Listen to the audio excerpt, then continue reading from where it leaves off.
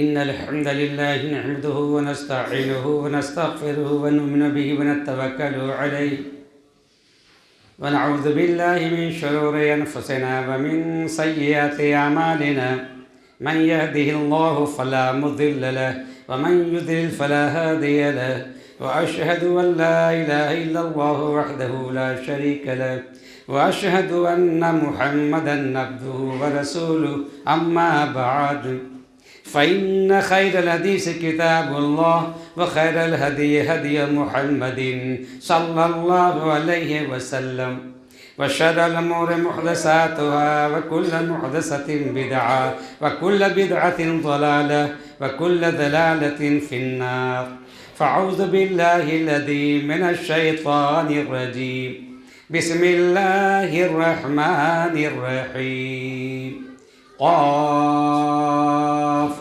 والقرآن المجيد بل عجبوا أن جاءهم منذر منهم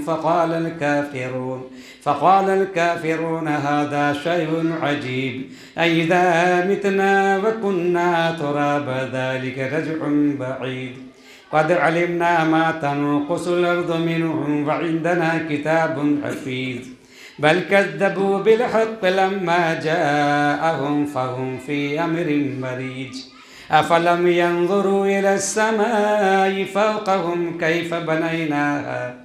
كيف بنيناها وزيناها وما لها من فروج والأرض مددناها وألقينا فيها رواسي وأنبتنا فيها من كل زوج بهيج تبصرة وذكرى لكل عبد منيب ونزلنا من السماء ماء مباركا فأنبتنا به جنات وحب الحصيد والنخل باسقات لها طلع نضيد رزقا للعباد وأحيينا به بلدة ميتا كذلك الخروج كذبت قبلهم قوم نوح وأصحاب الرس وثمود وعاد وفرعون وإخوان لوط وأصحاب الأيكة وقوم التبع كل كذب الرسل فحق وعيد أفعينا بالخلق الأول بل هم في لبس من خلق جديد وقال الله تعالى في موضع آخر بسم الله الرحمن الرحيم وما آتاكم الرسول فخذوه وما نهاكم عنه فانتهوا رب اشرح لي صدري ويسر لي أمري واحلل عقدة من لساني يفقهوا قولي سبحانك لا علم لنا إلا ما علمتنا إنك أنت العليم الحكيم میرے اسلامی بھائیوں، آج ماہ رجب کی 2 تاریخ ہے، دوسری تاریخ گزر رہی ہے۔ اس مہینے میں اتنے بدعات ایجاد کر لیے گئے ہیں، نئی نئی باتیں گڑھ لی گئی ہیں، اور اس کے علاوہ بھی مسلمانوں نے رسم و رواج کو اس طرح سے ایجاد کیا ہے، تو اگر اس کو اسلام میں ضم کر دیا جائے، تسلیم کر لیا جائے، تو اسلام کی وہ صورت جو امام کائنات نے مدینہ سے پیش کیا ہے دنیا والوں کے نام، وہ صورت ہی نظر نہیں آئے گی کہ اصلی اسلام ہے کون، کیا ہے۔ اور یہ بھی عجیب حال ہے اس قوم کا کہ جس قوم کو امام کائنات جناب محمد رسول اللہ صلی اللہ علیہ وسلم نے فتنہ فساد، شرک و بدعات، خرافات سے روکا ٹوکا، منع کیا، افسوس ہے کہ یہ امت آج انہی خرافات میں، انہی بدعات میں، انہی شرکیات میں ملوث ہو گئی۔ اس روئے زمین پر ہندوؤں کو چھوڑ کر شاید کوئی قوم ایسی ہوگی جو مسلمانوں سے زیادہ بدعات و خرافات کرتی ہو۔ سب سے زیادہ خرافات، بدعات، رسوم و رواج ہمارے برادران وطن کے یہاں ہے، جن کی اکثریت ہے۔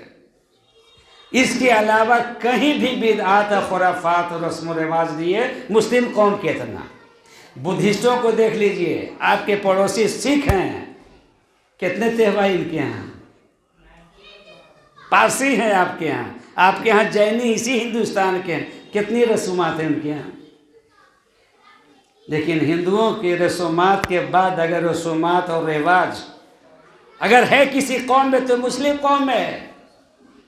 آج اس کو چھانٹنے کی بات کی جاتی ہے تو کہتے ہیں کہ یہ تو دوسرا دن پیش کر رہے ہیں۔ باپ دادا کا دین جہاں آنکھ کھولا جس معاشرے میں، اس سے تو بالکل میں نہیں کھا رہا، ان کی بات کھا رہی ہے۔ اسی لیے چونکہ کہا گیا ہے، نبیوں کی جو ذمہ داری دی گئی، وہ نبیوں کے وارثین کو ذمہ داری دی گئی کہ برائیوں پر روکتے ٹوکتے رہو، خرافات کی نشاندہی کرو، بدعات سے لوگوں کو روکو، شرکیہ کام سے منع کرو، یہ ذمہ داری دی گئی ہے۔ یہ ذمہ داری ہمیں مجبور کر رہی ہے کہ آج ہم اس مہینے کی بدعات کو آپ کے سامنے رکھیں حسب موقع۔ پھر میرا دو جمعہ میری باری نہیں ہے، اس کے بعد جب میرا تیسرا جمعہ آئے گا انشاءاللہ تو بقیہ مضمون کو میں پورا کروں گا۔ اس مہینے میں روزے رکھے جاتے ہیں، نمازیں پڑھی جاتی ہیں، ایک خاص نماز پڑھی جاتی ہے صلاۃ الرغائب، اور یہ کب پڑھی جاتی ہے شاید آپ لوگ کو معلوم نہیں ہو، لیکن اگر آپ کسی خانقاہ سے جڑے ہوئے ہوں، کسی مرید سے اگر پیر سے اگر آپ بیعت کیے ہوئے ہوں، مرید بنے ہوں، تو آپ کو معلوم ہوگا یہ خانقاہوں میں میں نے سنا، میں نے اخباروں میں پڑھا، پٹنہ کے خانقاہ میں صلاۃ الرغائب کی نماز پڑھی جاتی ہے۔ یہ 12 رکعت نماز پڑھی جاتی ہے۔ اور کب پڑھی جاتی ہے؟ رجب کی پہلی تاریخ کو جو رات پڑتی ہے اس میں یہ پڑھی جاتی ہے، یا پہلا جمعہ جو آتا ہے مغرب و عشاء کے درمیان وقت ہے، اس میں یہ رکعت پڑھی جاتی ہے۔ اور جھنجھٹیا نماز کتنا جو سمجھ لیجیے آپ، ہر رکعت میں 3 بار سورۃ القدر ہے، اب 12 دفعہ سورۃ الاخلاص پڑھی جاتی ہے۔ اس کے علاوہ 70 دفعہ سبوح القدوس رب الملائکۃ والروح 70 دفعہ پڑھی جاتی ہے۔ درود شریف مختصر 70 بار پڑھی جاتی ہے۔ اللہ اکبر! ایسی کوئی نماز ہے اسلام میں؟ اور آپ حیرت میں پڑ جائیں گے، میں نے کتاب پڑھی تھی اور انہوں نے ارشاد صاحب کے لستم پوخ انہوں نے ایک کتاب لکھی ہے، بہت اتنی موٹی ہے۔ ایک ارشاد صاحب ہے جنہوں نے ترکی میں تعلیم حاصل کی، انہوں نے ترکی کے رسم و رواج کو لکھا، وہاں کے بارے میں پڑھتا گیا، جب پوری کتاب میں نے پڑھ ڈالی، اس میں ہے کہ صوفیوں کی نماز یہی نہیں بہت اور نماز ہے۔ آپ تو ابھی ظہر اثر مغرب عشاء میں لگے ہوئے ہیں، جمعہ ان کی نماز جو الگ ہٹ کے ہیں وہ الگ ایک موضوع ہے جو کبھی میں بیان کروں گا کہ تصوف سے اسلام کو کوئی میل ہے کہ نہیں۔ ایک نماز ان کے ہاں ہے جو البونی نے لکھا ہے کہ رسول اللہ صلی اللہ علیہ وسلم کی روح اور صحابہ کرام کی روح سے ملاقات کے لیے صلاۃ الارواح پڑھنی ہوگی۔ استغفر اللہ استغفر اللہ۔ ہمارے صحابہ کو پہلے یہ نماز پڑھنا چاہیے تھا۔ حضور سے جتنی محبت والہانہ تھی ان کو تو زیادہ ضروری تھا کہ حضور سے ملاقات، روح کی ملاقات ہو، وہ نماز پڑھے، لیکن کہیں ہے نہیں۔ یہ سب 400 سال کے بعد اسلام آپ صلی اللہ علیہ وسلم کے وفات پا جانے، چاروں خلفاء کی وفات پا جانے کے 400 سال کے بعد یہ نمازیں گڑھی گئی ہیں۔ اور یہی نہیں، اور بھی نمازیں ہیں۔ آپ مشکل میں ہیں تو صلاۃ الصلوات پڑھیں گے، آپ ایمان کے لیے آپ صلاۃ الایمان پڑھیں گے۔ اس سے بہت ساری نمازیں ہیں، صلاۃ البروج ہے، صلاۃ السعادت ہے، صلاۃ القرابت ہے، اللہ کی پناہ، صلاۃ الرغائب ہے، صلاۃ الانفیاء ہے، بہت ساری نمازیں ایجاد کی گئی ہیں، صلاۃ فاطمہ ہے، صلاۃ غوثیہ ہے، یہ ساری نمازیں ہیں۔ اس نماز کا کوئی ثبوت ہے، پروف ہے؟ آپ کو معلوم ہے؟ اسی میں سے نماز ایک جو ہم لوگ شب برات میں پڑھتے ہیں، شعبان میں صلاۃ الالفیہ نماز پڑھی جاتی ہے۔ آپ لوگ پڑھتے ہوں گے 8 رکعت 10 رکعت بھی کہتا ہے، 100 رکعت کی نماز صلاۃ الالفیہ ہے۔ یہ سب نمازیں کس نے کر لی؟ پتہ لگا رہے ہیں آپ کیا ہو رہا ہے؟ تو عبادت کے نام پر اتنی یہ نماز گڑھی گئی. ایک نماز ہے صوفیوں کی ہم معکوس، وہ نماز چٹائی پر نہیں پڑھی جاتی ہے، وہ نماز کنویں میں اوندھے لٹک کے پڑھی جاتی ہے. ایسی کوئی نماز حضور نے پڑھی، صحابہ نے پڑھی، اوندھا منہ لٹک کے کنویں میں لٹک کر کے پڑھنے کا؟ اس کو صلاۃ معکوس رکھا گیا ہے. تو یہ حال ہے اس امت کا. کوئی ازم کو مانتا ہے، کوئی گروپ کو مانتا ہے، کوئی الگ جناح کو مانتا ہے، نتیجتاً گمراہی کے دلدل میں لوگ پھنسے ہوئے ہیں. اس کی نشاندہی کرتے کرتے وقت لگے گا. آج ایک تو نماز کے تعلق سے یہ نماز کا ثواب جو بتلایا گیا ہے، روزے میں ایک روزہ بھی رکھا جاتا ہے، اس میں ہزاری روزہ، لکھی روزہ، یہ روزہ رکھا جاتا ہے. ایک روزہ اگر کسی نے رکھا ان کے ہاں، جس کے بارے میں متفقہ طور پر تمام مفسرین نے، محدثین نے کہا یہ من گڑھت بات ہے، باطل ہے، جھوٹ ہے. کسی بھی بڑے بڑے محدثین نے، امام نووی نے، امام شوکانی نے، کسی نے بھی، امام رجب نے، کسی نے بھی، طاہر الہندی نے، کسی نے بھی اس نماز کو صحیح نہیں کہا. سبوں نے کہا یہ بدعت کی نماز ہے، یہ گمراہی ہے، یہ باطل ہے، یہ جھوٹ ہے، یہ موضوع ہے. یہ ساری باتیں لوگوں نے بیان کی. لیکن آج بھی صلاۃ الرغائب کے نام پر ٹوپی پہن کے داڑھی رکھ کے پھر لوگ نماز پڑھا رہے ہیں. اس میں سے ایک صلاۃ الرغائب جو اس مہینے میں پڑھی جاتی ہے. روزہ کا ثواب اس میں گڑھا گیا ہے. ایک روزہ کا ثواب 1000، 2 روزہ رکھے 2000، 3 روزہ رکھے 3000. اسی 1000 کی وجہ سے اس کا نام ان پڑھوں میں، عوام میں ہزاری روزہ بولا جاتا ہے. ایسا ثواب ہمارے حضور صلی اللہ علیہ وسلم نے نہیں فرمایا کہ رمضان کا ایک روزہ رکھو گے تو 1000 کا ثواب ملے گا. آپ نے نہیں فرمایا اسے. ایک وقت کی نماز پڑھو گے تو 10 ثواب ملے گا. قرآن میں اللہ نے فرمایا اس شب قدر کی عبادت، حضور نے فرمایا یہ شب قدر 5 رات میں تلاش کرو گے تو وہ 1000 مہینہ ملے گا، جس کو لوگوں نے جوڑ کے بتایا 83 سال 4 مہینہ ہوتا ہے. 5 رات آپ عبادت کریں کہ ایک رات آپ کی منظور ہوئی، قبول ہوئی، اس میں 83 سال 4 مہینے آپ کو ثواب ملیں گے، آپ کے کھاتے میں جائیں گے. اور یہاں تو 1000 سال بتایا جا رہا ہے، 1000 کا ثواب مل رہا ہے. تو یہ جب بھی سمجھیے کہ کوئی بڑھایا چڑھایا گیا ہے تو اس میں فالٹ ہے. میں موٹی بات بتا رہا ہوں. اگر آپ نہیں پڑھنا چاہتے ہیں یا نہیں پڑھے لکھے ہیں تو ایک معیار، ایک کسوٹی میں آپ کو دے رہا ہوں. جہاں آپ صحیح سنت کے مطابق عمل کر رہے ہیں اور اس میں کسی نے بڑھا دیا ثواب، سمجھیے فالٹ ہے. سمجھیے یہ فالٹ ہے، جعلی ہے. مثال کے طور پر نبی صلی اللہ علیہ وسلم نے فرمایا من توضأ طہور کتب لہ عشر حسنات.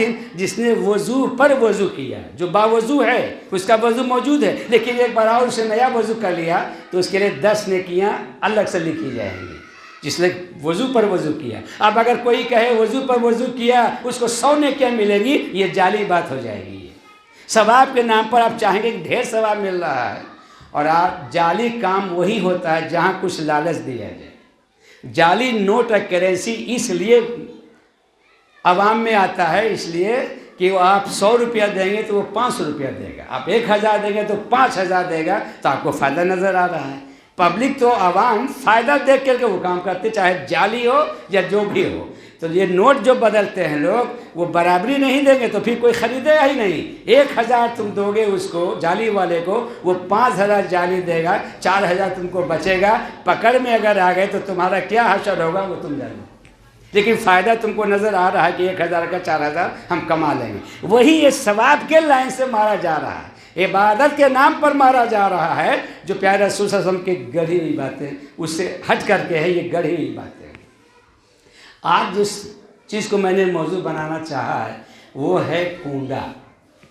کنڈے کا تہوار، اس کو لوگ کنڈے کا مہینہ بھی بولتے ہیں. عوام میں، عورتوں میں اس کا نام الگ رکھا گیا ہے، کنڈے کا مہینہ. جنتری میں اس کو بولتے ہیں خجم الدین کا مہینہ.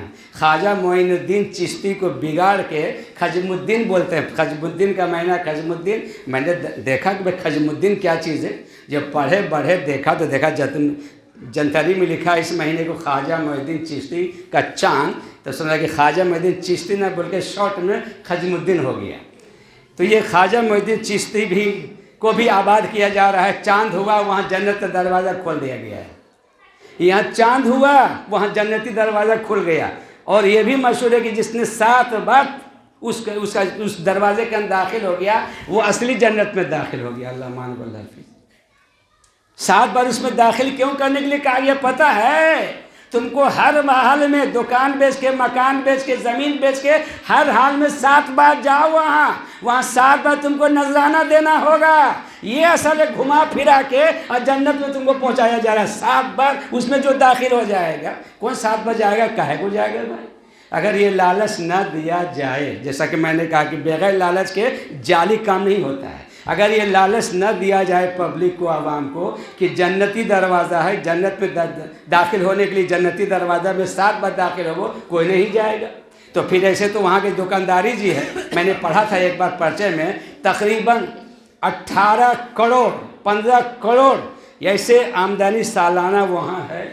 500 خادم ہیں، سب کو تقسیم ہوتا ہے، پورا اس میں سب بڑھتا ہے.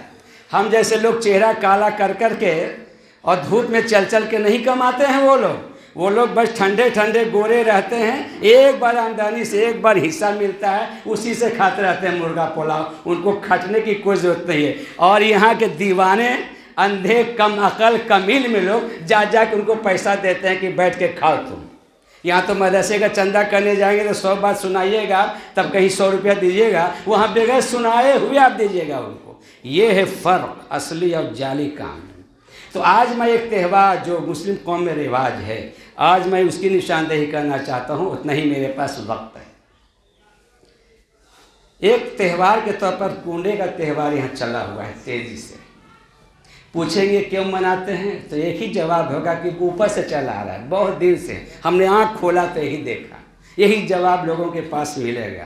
کیوں مناتے ہیں یہ بھی ہم کو پتہ نہیں ہے. یہ ہے کہ تحفہ تحائف تقسیم کیا جاتا ہے، اچھا اچھا کھانا کھایا جاتا ہے. یہی ہم جانتے ہیں لوگ. ہم نے اپنی ماں کو دیکھا، بچپن میں ہم نے اپنی دادی کو دیکھا کنڈا منا رہی تھی، اس لیے ہم کنڈا ہم بھی منا رہے ہیں. کوئی دلیل ہے، پروف اس کے پاس نہیں ہے. قرآن اگر آپ پڑھیں گے تو کفار مکہ کو اگر ان کو بت کی پرستی سے روکا جاتا تھا تو ایک ہی جواب دیتے تھے کہ اذا وجدنا آباءنا لها عابدین. ہم نے اپنے باپ دادا کو اس لیے دیکھتے ہوئے پایا وہ اس کی پرستش کرتے تھے، اس لیے ہم نے اس کام کو کیا ہے. ہم نے اپنے باپ و اجداد کو صحیح کرتے دیکھا. وہ آج بھی مسلم قوم یہی بات بول رہی ہے جو کفار مکہ بولا کرتی تھی کہ ہم نے اپنے باپ دادا کو دیکھا پایا اس لیے ہم کر رہے ہیں. آپ بھی یہی جواب دیتے ہیں کہ ہم نے باپ دادا کو دیکھا، بچپن سے چلا آ رہا ہے. آج میں بتاؤں گا کہ کہاں سے چلا ہے یہ. آج میں ہسٹری کھولوں گا اس کی کنڈلی کہ یہ کہاں سے چلا آ رہا ہے اور کیسے یہ سنی مسلمان جہالت میں پھنسا ہے اس گرداب میں. وہ آج میں نشاندہی کرنا چاہتا ہوں. دراصل یہ ہے انڈین تہوار.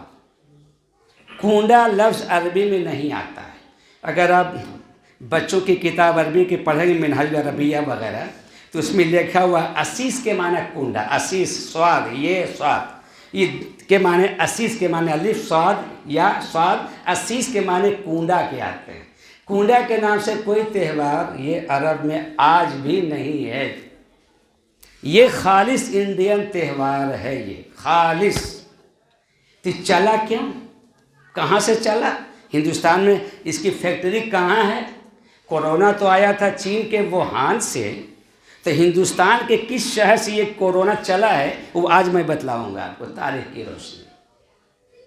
پہلے تو اس کو بڑھاوا دینے والے منشی جمیل احمد جمیل نے ایک منظوم کلام لکھا جس کا نام لکھا داستان عجیب نام رکھا ہے. اس میں ایک لکڑہارے کا واقعہ بیان کیا ہے اور اس کا ایک ایک جملہ فالس ہے. اس کا ایک ایک جملہ فالس ہے. موقع ملے گا تو کبھی میں اس پر تفصیل سے بات کروں گا. ایک ایک جملہ فالس ہے اور اس کی نسبت جو دی گئی ہے وہ کن کے نام سے؟ امام صادق رحمہ اللہ کے نام سے. امام صادق نام یاد رکھیے گا. امام صادق کون ہے بھائی؟ امام زین العابدین کے بیٹا ہیں. امام زین العابدین کون ہیں؟ حضرت امام حسین کے بیٹا ہے.